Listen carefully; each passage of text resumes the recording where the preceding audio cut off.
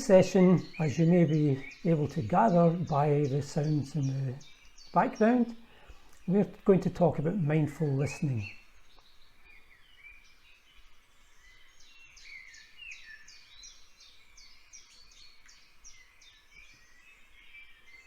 So that's a recording of common wild birds in the UK.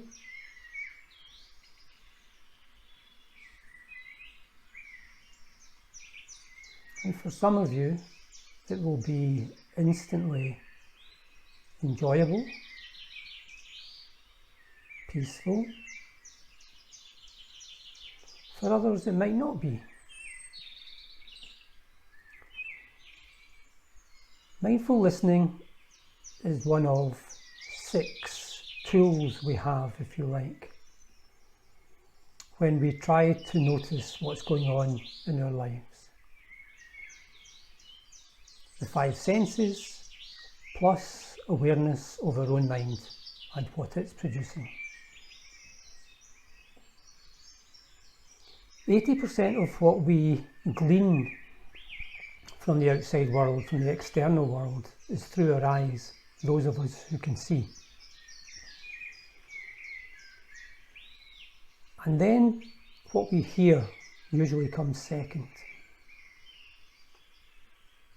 What we touch and how we physically feel is more of a background, unconscious sensation, unless something untoward happens, like we bump into a chair and hurt our shin, for example.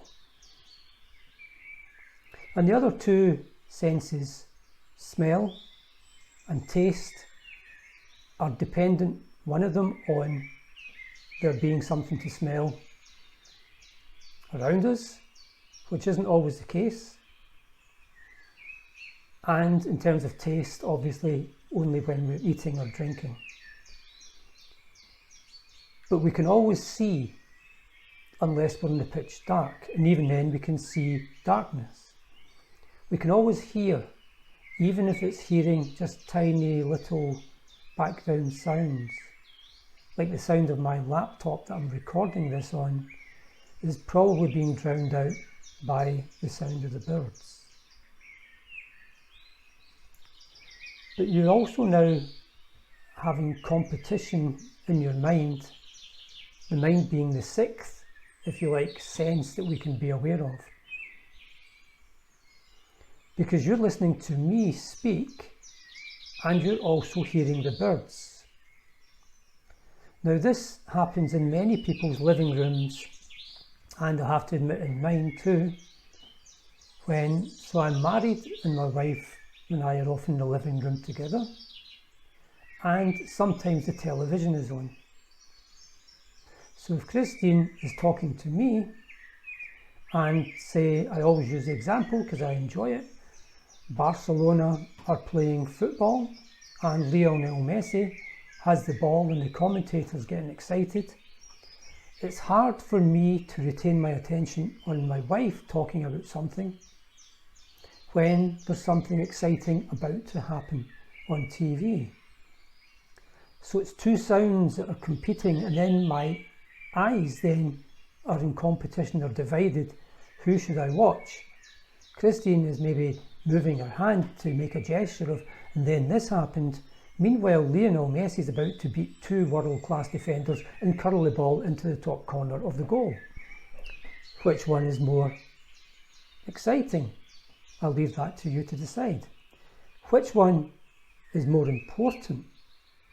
Obviously, for most people, it's the relationship. So that's difficult.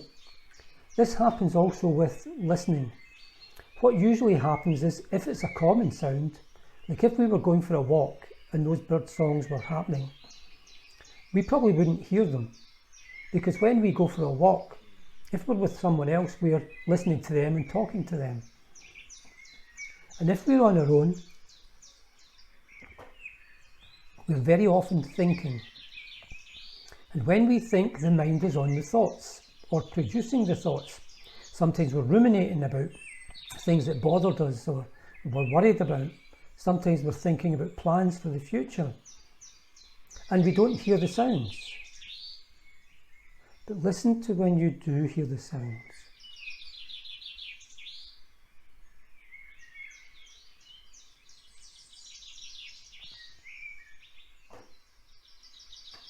You can become aware of the full richness of life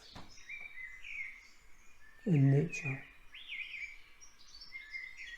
Hundreds probably of different birds, dozens of species.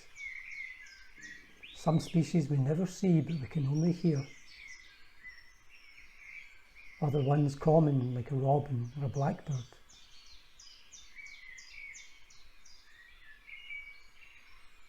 But the flow and the interpenetration of the sounds one on the other and the layering of them, with practice we can start to just appreciate this and start to love it, really, really love it, and feel grateful that we have sounds that we can hear and be grateful that we can hear the sounds. Now, this doesn't need to be something special like the bird song. It can be us hearing the running of a tap in the kitchen. It can be listening to a favourite album, band, song. It can be hearing a river flow. It can be hearing the wind rustling against the leaves on a breezy day. All of our five senses can be used with mindfulness to just enjoy moments more fully, to appreciate many things that we take for granted, and to start being grateful not only for having a body that has these senses to experience life, but also to be grateful for all the things that we are able to listen to or see. So mindfulness is not just doing the formal practice. Mindfulness is being fully aware and alive to life. And we have five senses and an intelligent mind that can do that. And mindful listening is just a good example of how we can do this. Eyes open, looking for the birds, but listening. Eyes closed, just listening. And that's not escape from real life. That's going into real life. Usually it's our thoughts and our worries that are unreal. We're creating them in our head. But the reality of life is very solid in the moment. It is picking up the glass, picking up the cup, feeling ceramic. It is hearing birdsong. This is what mindfulness is. Practice it, practice it, practice it, but live it. Live it moment by moment, and you will come to love being alive. And that will help you get through all the difficulties that life may bring. So I hope you found that useful and helpful. Go out there and enjoy being alive.